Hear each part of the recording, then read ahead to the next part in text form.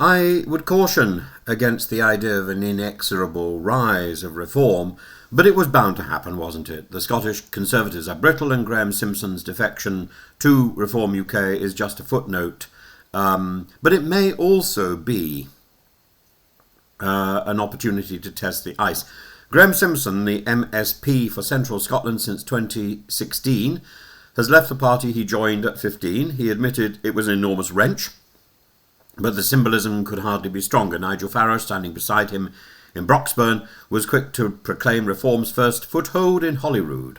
Simpson is no fringe eccentric. He's a former journalist, a front bencher, and a known name in Tory circles. The shock is not that he went, but that it took so long. Russell Findlay, the new Scottish Tory leader, has now lost 3 MSPs in the first year, 1 to the Lib Dems, 1 to independents, and now 1 to Reform. That is a trinity of rejection. It suggests that the party is fragmenting ideologically. Some believe it is too reactionary, others it's too timid. Either way, the centrifugal force is pulling it apart.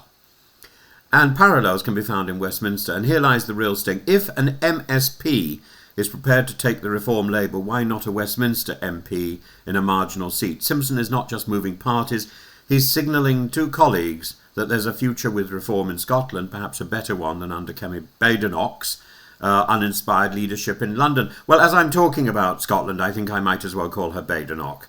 If I'm talking about England, I will be calling her Badenoch.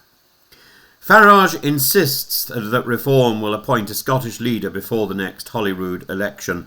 That is a clear contradiction of Richard Tice's earlier line that a leader would come later, but it shows the urgency of capitalising on Simpson's move.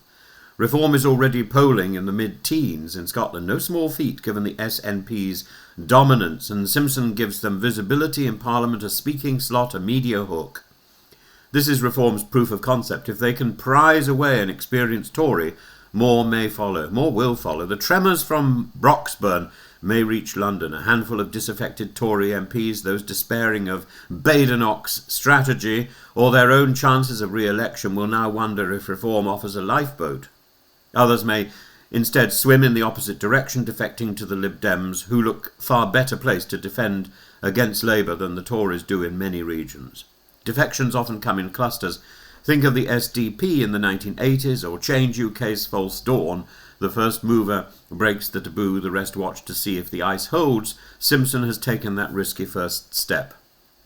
Simpson's claim that Reform could help to topple the SNP is wishful thinking, but not absurd. The SNP is weakened, Labour is resurgent, and Reform speaks to an audience disenchanted with all of them. The immigration debate, now cited by 21% of Scots as a top 3 issue, is the oxygen Farage thrives on. Whether Reform builds on Simpson's leap depends on 2 things. Can they recruit more credible figures, and can they turn a grievance vote into a governing offer? For now, their politics is protest with polish. This is not yet an avalanche, but it is the first crack, and Simpson may be remembered less for what he said than for what his move has unleashed.